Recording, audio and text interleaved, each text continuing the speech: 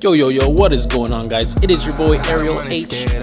Oh my gosh, I haven't done a handstand in so long. Anyway, guys, I'm about to start my quick workout.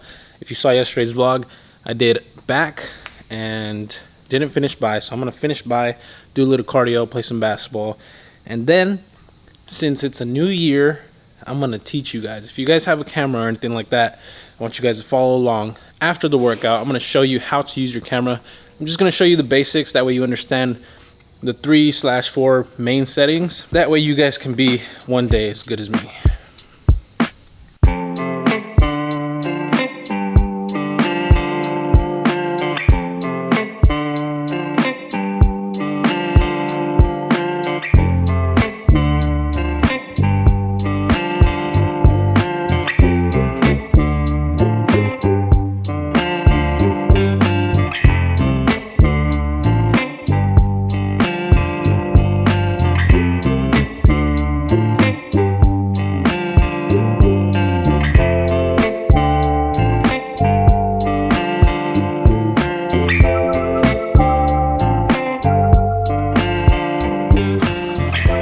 Alright guys, it is the next day. I'm here ready to show you how to work a camera. So I have my little nifty, here let me show you. This is what my setup looks like right now, okay? This is how dedicated I am to you. So I have my Manfrotto Be-Free tripod here. And then I have another one that I literally just bought like 30 minutes ago. Right here, boom. So I'm using my A7 IV, and then here on the example camera, I'm using the A7S III. I'm here at Alphaland. I'm ready to just give you all the information, okay? So basically the purpose of this video is literally just to show you the basics of a camera. If you guys don't have one, you can learn how easy it is really, and then if you do have one, hopefully you can follow along and you can see like what the process is, and then hopefully apply these things, these simple techniques, and basically just the basics to your work, okay? So let me set up this camera again. Here we are. I'm gonna show you how easy it is, okay? So thankfully there's people playing out here so I can show you real world examples of how to do this, okay? So there are really only 3 simple like settings that you need to learn and know how to use so that you can get your photography or videography to a high level. So here is what they are. The first one is shutter speed. The second one is aperture or f-stop, depending on like what name you use, it's the same thing. And then there's ISO. So I'm gonna talk about all these 3, including white balance. If you guys don't know what that is, it's basically like the temperature of your video, if it's cooler or warmer. Right now I have the white balance set to both cameras on the same, it's 6400 Kelvin, but I'll show you what that means here in a second. All these 3 settings are gonna affect your light in some way or another, right? But that's not its main purpose. All right, so first things first, shutter speed. The shutter speed, to put it in simple terms, think about it this way, right? In video, a video can be 24 frames per second, which is normally what you see. Every single movie you see should be in 24 frames per second. Basically what that means is in 1 second of video, there's 24 images basically being taken to create 1 second of video, right? Don't get lost with me. So depending on what frames per second you're using or FPS, the general rule is to double your shutter speed. So if you're filming at 24 frames per second, your shutter speed should be 48, but most cameras don't have a 48 like option. So we usually just round off to the nearest number, which is 50. So right now my shutter speed is at 50. So I'm gonna quickly show you what I mean. If I increase it, see how the image gets darker? And then if I decrease it, so right here I'm at 1/1250. And then if I decrease it a bunch, I am at 1/4 right now, which is insane. You can see how much motion blur. So just to change the settings right here, this is about the same exposure as I had it right now. The only difference that you're seeing is there's so much motion blur. So that's the main thing you'll notice when you change the shutter speed is the motion blur. So I know that looks kind of jarring. Let's go back to 5.6 aperture, and then we're gonna reset back to 1/50 shutter speed. So that looks a bit more natural. The reason why the general rule is double your frames per second is because that's what looks most natural to the eye. That's pretty much how we see like video. So right now I'm filming 1/50 on this camera. That motion blur is the most natural that you're gonna see because it's closest to the human eye. So what happens if we go the opposite direction? So obviously, as you can see, the image gets darker. Right now I'm at 1600, 1/1600. So let's adjust some of these settings to kind of counter that. Okay, so that's about the same exposure that I had for the other settings. So right now I'm at 5000 ISO, 1600 shutter speed, and 2.8 aperture. It doesn't look too different, right? But if you really get in there, depending on if there's movement in your image or whatever, you'll notice that it looks very like, it's almost like jittery. It's like hyper realistic and it doesn't look natural at all. So at what point would you use like a high shutter speed basically for video? For photos it's different, but for video, it depends on who's shooting, but you can shoot action scenes at a higher FPS so that you can get slow motion and stuff like that. But if you're shooting an action scene at 24 frames per second, you don't really have to increase the shutter speed that much. You still get like a cool like kind of action shot. Like if you wanted to cut out somebody, or if you wanted just to freeze frame and have everything completely frozen with no motion blur, that's when I would shoot in high shutter speed. But there's, other than like action scenes or shooting in really slow-mo video, I wouldn't really increase this function for video. And then on the opposite end, if I wanted to really get like a low shutter speed, so here, let me go back and reset the settings. The only time I would really use this function is if I wanted some sort of creative shot, or if you do like a time lapse and you want that motion blur, like you can do it that way through the S&Q mode, which is slow and quick. It's basically just setting the camera there for 5 minutes and it creates a time lapse for you already in the camera. But that's pretty much the only time. So like, for example, I'll use this clip and speed it up. That way you can kind of see what I mean. But other than that, I really wouldn't use, you know, these functions like too often. There's just no need for my type of work. Once in a while I'll do a creative, like a creative shot where I kind of like turn the camera and there's like a lot of motion blur because the shutter speed's so low, and it creates a cool like effect. Other than that, I really wouldn't touch it for like most of my work. So that's shutter speed. Like I said, you can increase your light or decrease your light depending on which way you go. So the higher the number, the darker your image will be, but the more jittery it's gonna look. And the lower the number, the more brighter your image is gonna be, but the more motion blur that you're gonna have. So moving on to f-stop or aperture. Currently, my settings are 50, 1/50, 5.6 aperture, and 640 ISO. So I'm just gonna move it and let me see if you guys can tell a difference, okay? So f-stop is 5.6. I'm gonna increase it to 18. Let's use some ISO to kind of balance it out. So I'm at f-stop 18, ISO 5000. You probably don't notice a difference, to be honest. Now let's go the opposite way. I'm gonna go to 2.8. And now I'm at 1/60 shutter speed, 640 ISO. You probably don't notice a difference, right? Usually it depends what you're shooting.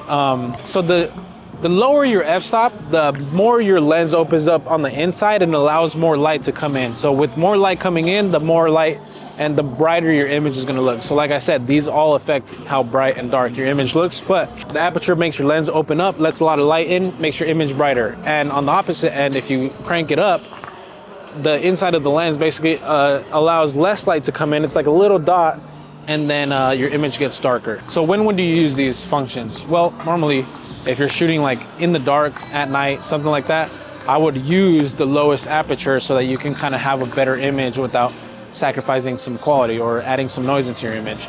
And then on the opposite end, if you're shooting, you know, midday or something, and you need your image to be darker, you can use that function. So that's one way I would use it. The other way that I didn't show you yet is another function. Actually, I'm gonna show you on my main camera here just because it's easier to show you. So as you can see right now, let's see, I'm gonna decrease my aperture. Okay, you see how I'm in focus and the background is blurry? That's because I have my aperture so low. The lower your aperture, the more blurry background you get, okay? Now, if you increase and you go the opposite way, you increase your aperture, then you'll start to notice that your background starts to become more in focus. So right now I'm at f10, 6400 ISO. So you can see that the background now is more in focus. If I cranked it up even higher, you can see that it gets like pretty much everything behind me gets in focus, myself and everything in the background. Now, the only problem I have with this look is that one, I increased my ISO way too much. So there, you could probably see some noise in the image, but also because the background is so noisy, there's like too much going on behind me. Then that's when I'm like, okay, you know what? Let's change my settings so that I'm the main focus, and now all the attention of the, like, just the whole image comes to me because I'm the one in focus. So now more than likely you're not really focused on what's going on behind me, you're focused on me because I'm the subject that's in focus, and everything blurred is basically irrelevant. So it's also like a little psychology thing. So right now I'm at 2.8 aperture, 800 ISO. So that's what aperture or f-stop does. Makes your image brighter or makes it darker, but it also has it has its main functions, which is letting more light in to your lens so that you can have a brighter image, and also creating that nice, beautiful background blur that everybody loves. All right, moving on to ISO. ISO. So to put it in simple terms, this one is the only one where its main focus is the light. ISO is basically just natural light. So as you can see in my image here, I'm at 640 ISO. If I'm to increase the ISO, it's gonna get brighter. If I'm to decrease it, so this is, I think this is 160 is the lowest it's gonna let me, just because I have specific settings like set into this camera. So currently I'm at ISO 160. Actually, let's decrease my aperture to 2.8. So currently I'm at ISO 160. And then the more I increase it, the brighter it gets. So ISO's main function is literally just artificial light. You can see this is all blown out. So then let's reset to 160. That's all it is. So it sounds good in theory, right? So let's say, all right, I'm gonna increase the f-stop to 10. F-stop is 10. And let's say my image is just too dark for me, right? I'm shooting kind of like at night, sunset. And one second, let me just zoom into this clown. There she is. Yo, come say hi. Come say hi. Hello. Happy New Year. Happy New Year.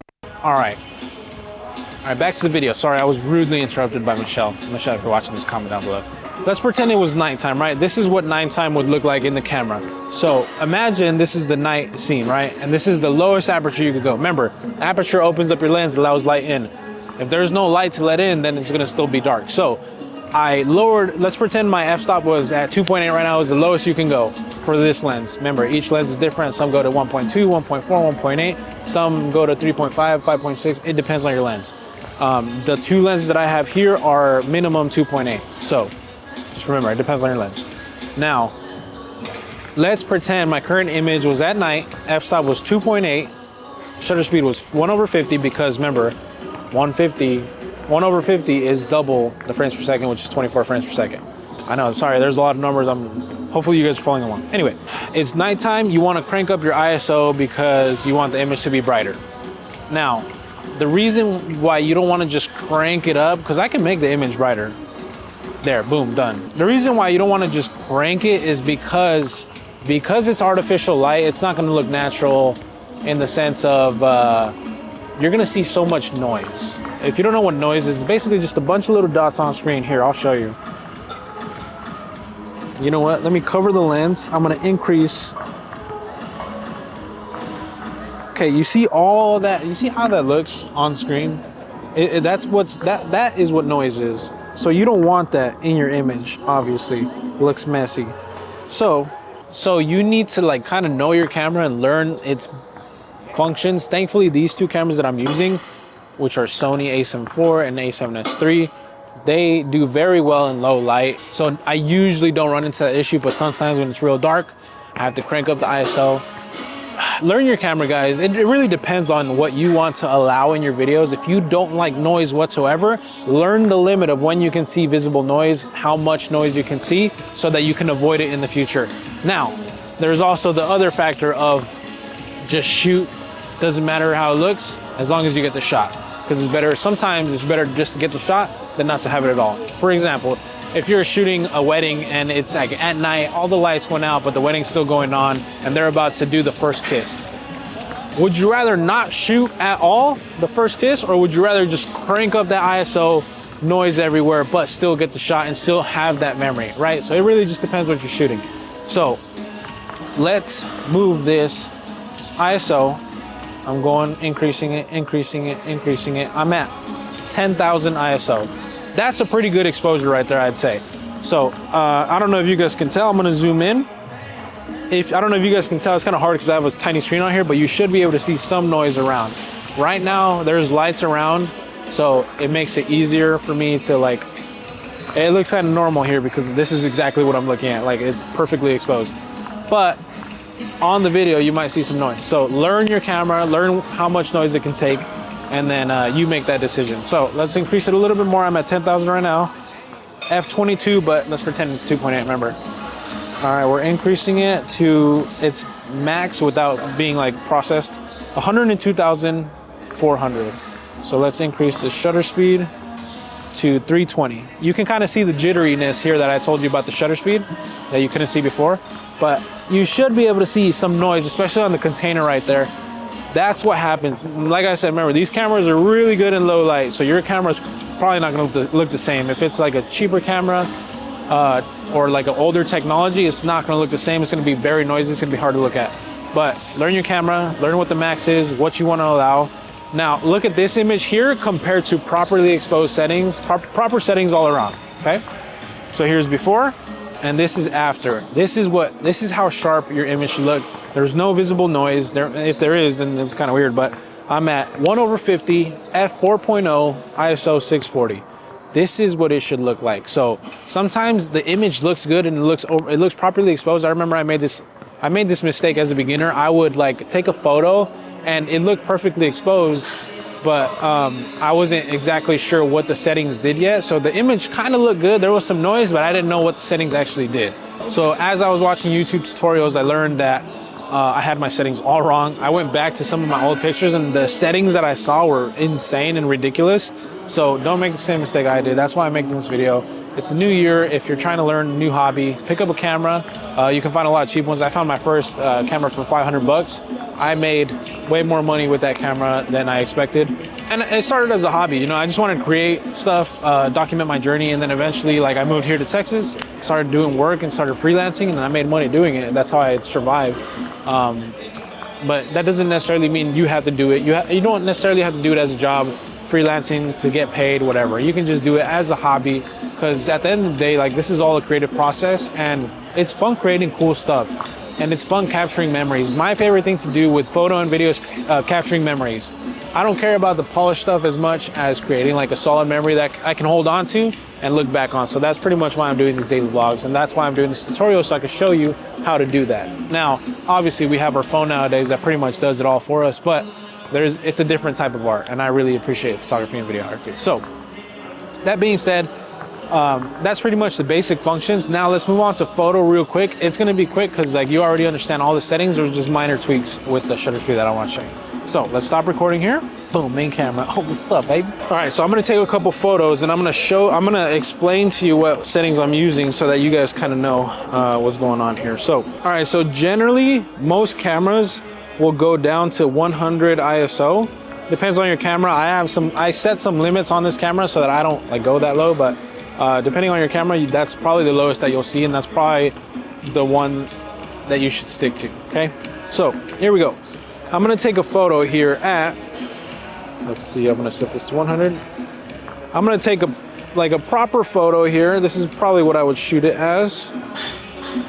Okay, so these settings here, 1/100, 2.8, and ISO 1000.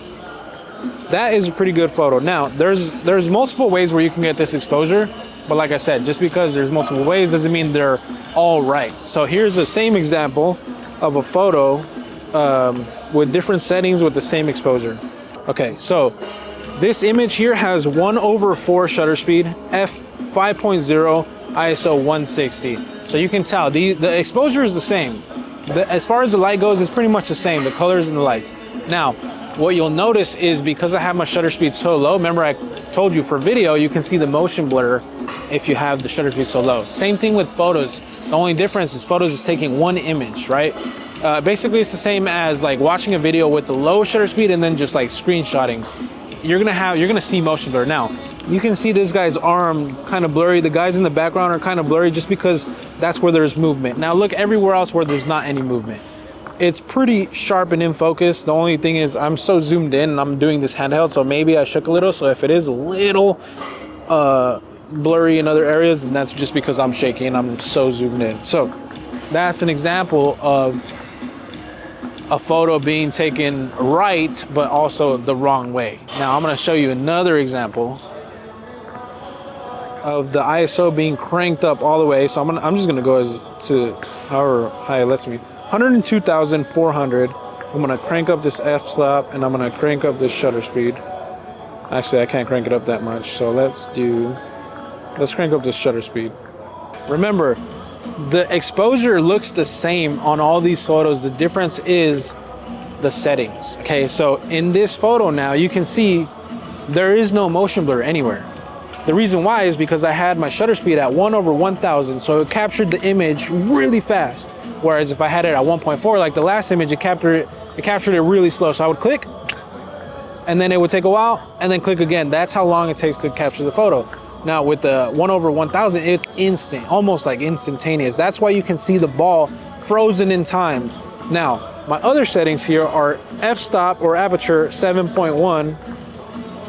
And although this is technically a properly exposed photo, you can see that there's noise everywhere. It's so noisy, it looks like really fuzzy, and that is because I cranked up my ISO so high to 102,400 ISO. So those are real world examples of the three main functions of a camera and how to use them properly and how to use them not so properly. So hopefully you guys took away something from this video. There's one more thing that I want to talk about, and that is called, what is it called? Oh, white balance. So let's change up the scenery a little bit. There we go. All right, so white balance, guys. White balance is also very important to your camera. Now, the thing about white balance is you can kind of fix that later on in the editing process, but it's always good to just shoot how you intend to, how you want your final image to look like in the camera before you go to editing. That way you do less work, but also like digitally, there will be slight minor differences that you might notice or might not notice depending on your level of expertise in this field. So white balance is measured in Kelvin. It's literally just a K, right? So right now in this frame here, my Kelvin or white balance is set to, let me see, I forgot. 6,400 Kelvin. 6,400 Kelvin is this. So that's normally like a warmer look to it. The reason why it looks kind of balanced right here as you're looking at it is because it's overcast right now and the sky is like pretty blue. So I'm kind of countering it by setting the white balance to look a little bit warmer rather than cooler. Because if I were to just like set it to what it really looks like in person here, this is what it would look like. All right, so this is at 5,200 Kelvin or white balance. This is what it really looks like out here. Pretty much exactly what you're seeing on camera or on the screen is what I'm looking at in real life. The only reason why I had it warmer before is so I can counterbalance it down. It really just depends. Some people prefer the cooler look. Some people prefer the warmer look. I usually tend to gravitate towards the warmer look. But like I said, it's all personal preference. It's all personal preference. You can decide how you want your image to look. It's better to do it in the camera than to do it in the editing after you already shoot and it's all digital. So I'm gonna show you real life what it looks like. Also, most of the time your camera has already like settings where you can, this one is an underwater auto. This is a floor daylight. This is floor day white priority. So cool white, so that's really, really cool. This is warm white. This is not warm white. Then you go to cloudy. So this is pretty much what it is here. So it's kind of countering it. You can see how warm it got. It's pretty much countering the blueness of the sky. And then let's see, I have a sunny option right here, or a daylight option. So with it being daylight and a little bit warmer in real life, the camera is kind of compensating and balancing it by giving you like a warmer look. So then I have my auto white balance, and it kind of just changes depending on what I'm pointing it at. But yeah, that's pretty much white balance for you guys. Anyway, that is the tutorial. This clip is 32 minutes long. I really hope I can condense it like a lot because I don't want to give you guys too long a video, but those are the basic functions of a camera. Most, if not all, cameras have those functions. A lot of people tend to shoot auto, but if you shoot auto, the image just doesn't look good because it really depends on what you're pointing at. So if you, let's pretend it was dark outside, right? Like the sky is black, dark, but you're here in a well-lit area. If I pointed the camera at the well-lit area, it would darken the image, so the sky would be even darker. If your camera were to detect the sky like super dark, your camera would try to counter that by brightening up the whole image so that you could see into the darkness. The only problem with that is it would brighten up all of this that's already well lit and properly like exposed. That's the issue, and that usually happens when you're like in and out of like, if you're in and out of buildings. So if you're like inside, you're properly exposed, and you walk outside and it's super bright, it's gonna like darken your image a whole lot. So sometimes it's good, sometimes it's not. It depends. If you're a beginner and you don't really care about the technicalities or getting like a really cool image like this one, then whatever. It doesn't matter. It's really just up to you. It's your camera. Use it how you want. But if you do love the art, then you would most likely already look into all these features, all these functions, and just like have like a vision for your picture or video, and then just like stick to it. So thank you guys so much for watching. If you did watch this video and learn something from it, hopefully you guys use this knowledge and put it out somewhere. If you do practice the stuff that I taught you and you post it on Instagram or Facebook or wherever, just tag me. I kind of want to see it. I'll give you some pointers. Shoot me a DM on Instagram at Ariel_HD if you have any questions, or just put them down in the comments. I will answer to all of them. Thank you guys so much for watching. If you watched the end, you're officially a legend. And all right, you crazy kids, I'm out. Peace.